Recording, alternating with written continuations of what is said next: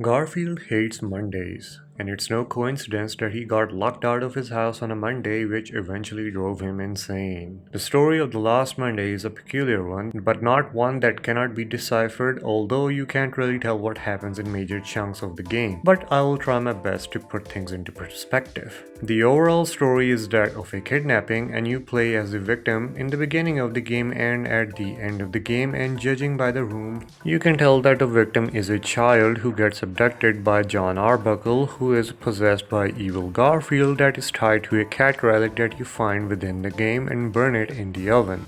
These are the events of the victim. Now let's get switched to the events that lead to the possession of John Arbuckle. Now it's not mentioned around when does John come across the cat relic, but we can assume that he got it before getting Odie. And with the cat relic came the talking cat Garfield, which you can assume resides inside of John's head, acting as a separate voice taking on the form of a cat. The entity kills Odie and buries him in John's backyard and burns down his original home in a fire accident. Then it takes control of the possessed John and takes him to a secluded and broken down house where it forces John to cut off his own tongue and orders him to kidnap the child. This is where the story gets confusing because there are so many questions left unanswered, like how did the house change at the beginning of the game, and what was the cage doing in the basement with drawings, and why did the evil Garfield force John to kidnap the child, and was Garfield truly a random talking cat residing inside John's subconsciousness? Well, this is where the theory part of the game comes into.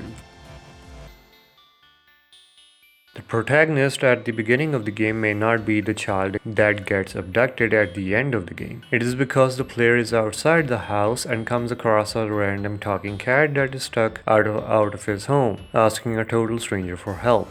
The child that John kidnapped was probably killed and his body was hid inside the garage, which is why Garfield does not let us get in. But somehow we do get a peek of what's inside, and hence why Garfield tries to kill all witnesses by calling us inside the basement where John can finish the job. But that does not explain why he would want us to destroy the relic.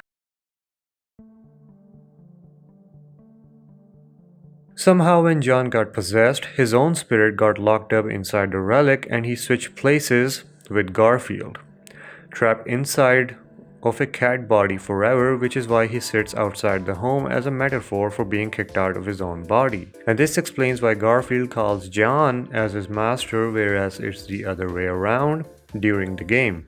But John somehow found a way to communicate with the outside world, and why he lured a player inside the basement so as to free himself by asking the stranger to spray paint the demonic sigils and burn the relic. And as for the child, you can assume that the possessed John killed him, as shown by the drawings found inside the cage where it says different things written by a child like "I miss Kitty" or "Kitty ate everything" or that inside is safe.